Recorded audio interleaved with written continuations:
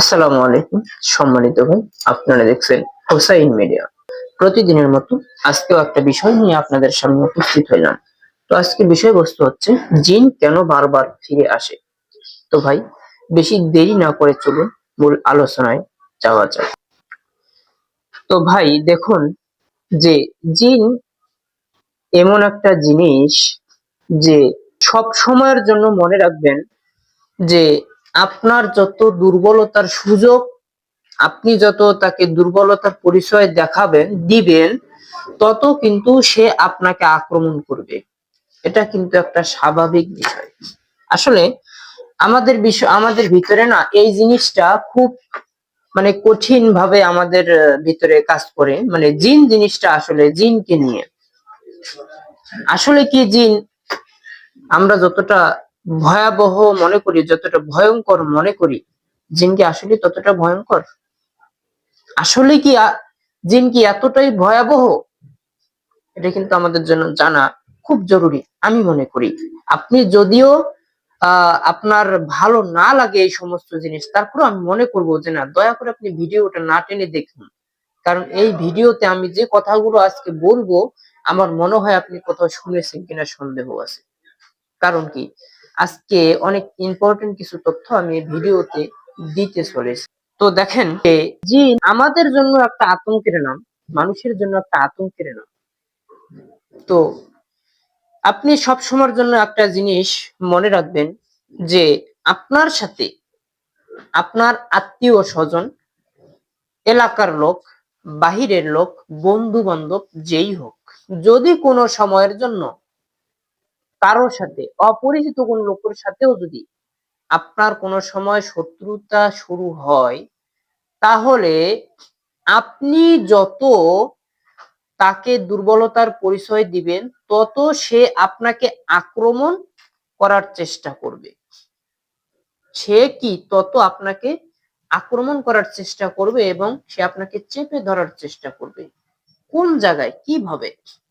আপনার একটা সে আগে দুর্বলতার পয়েন্ট যেটা, ওটাকে সে আগে আপনাকে খুঁজে ক্যালকুলেশন করে বাহির করবে যে আসলে আপনার দুর্বলতাটা কোথায়, আপনি কোথায় দুর্বল, কোন জিনিসটার প্রতি আপনি বেশি দুর্বল। অবশ্যই আপনি দুর্বল ওই জিনিসটার প্রতি, আপনার ভিতরে ভয় কাজ করে বেশি। কেন, কিভাবে? হ্যাঁ, ওই যে জিন আপনাকে প্রথমে একটু নাড়া দিয়েছিল, প্রথমে একটু ভয় দেখাইছে, এতে আপনি আতঙ্ক বিরাজ করছেন, আপনাকে অনেক ভয় লেগেছে। এটাই কিন্তু আপনার সব থেকে দুর্বলতা একটা জিনিস।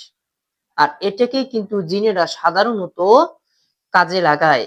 এই যে আপনি ভয় পাচ্ছেন, জিনের নাম শুনলে ভয় পাচ্ছেন, এই ভয়টাই কিন্তু সব থেকে বড় কাল হয়ে দাঁড়ালো আপনার।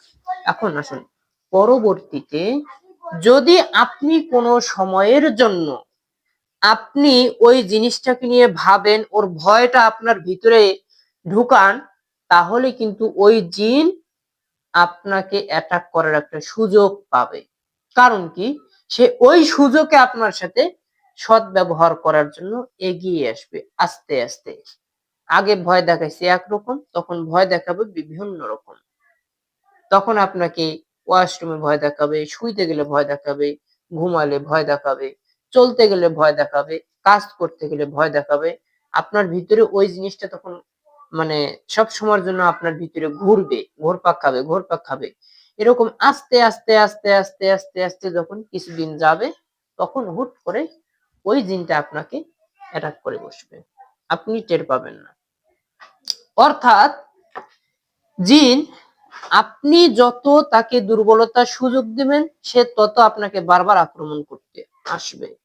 এজন্য আপনি যদি এরপরে কোনো কবিরাজের কাছে গিয়ে চিকিৎসা নেন, আর চিকিৎসা যদি আপনি কন্টিনিউ না নেন, তাহলে যদি আপনি একবার দুবার চিকিৎসা নিয়ে আপনি কবিরাজের পিছু হটেন, তাহলে মনে রাখবেন যে আপনি সব থেকে বোকার জগতে বসবাস করতেছেন, আপনি সব থেকে বোকা সাজলেন। কারণটা কি ভাই, আমাদেরকে তো জানতে হবে।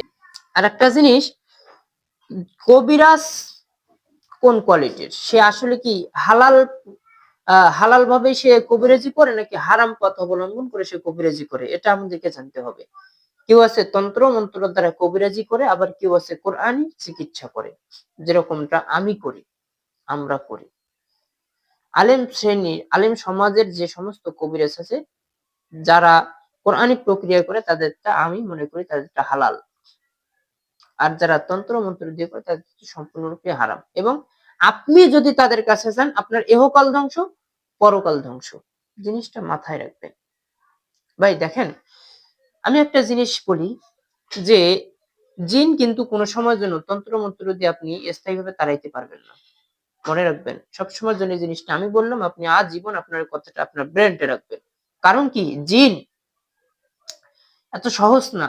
জিন কোন তন্ত্র মন্ত্রকে ভয় পায় না, কোন তাবিজকে ভয় পায় না। জিন সবথেকে বেশি ভয় পায় কোরআনকে। যেরকম আমরা কোরআনি চিকিৎসা দিয়ে জিন ও জাদুর চিকিৎসা করে 100% রেজাল্ট পাই, ফলাফল পাই।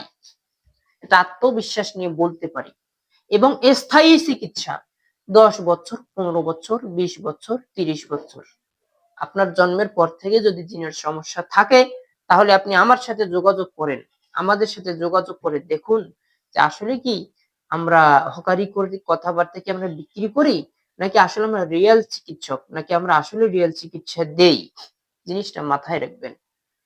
কোন সময়ের জন্য কোন তান্ত্রিকের কাছে গিয়ে জিনের চিকিৎসা নেবেন না।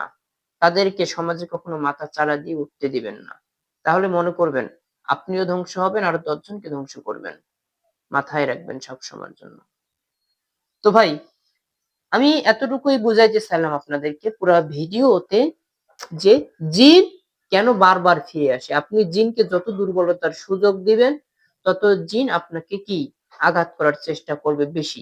এজন্যই একটা জিনগ্রস্ত রোগীর কাছ থেকে সহজে একটা জিন পালায় না। কারণ কি, তার সঠিক চিকিৎসার প্রয়োজন আছে। রিয়েল চিকিৎসকের দ্বারাই সঠিক চিকিৎসার প্রয়োজন আছে। তো ভাই, আপনার এলাকায় যদি এরকম বিশ্বস্ত কোনো কবিরাজ আপনি না পান, ভালো কবিরাজ না পান, তাহলে অবশ্যই আপনি যোগাযোগ করবেন। আমার এখানে হোয়াটসঅ্যাপ নাম্বার দেওয়া আছে, আমার এই নাম্বারে আপনি যোগাযোগ করবেন। তো ভাই, সকলেই ভালো থাকবেন, সুস্থ থাকবেন। আসসালামু আলাইকুম।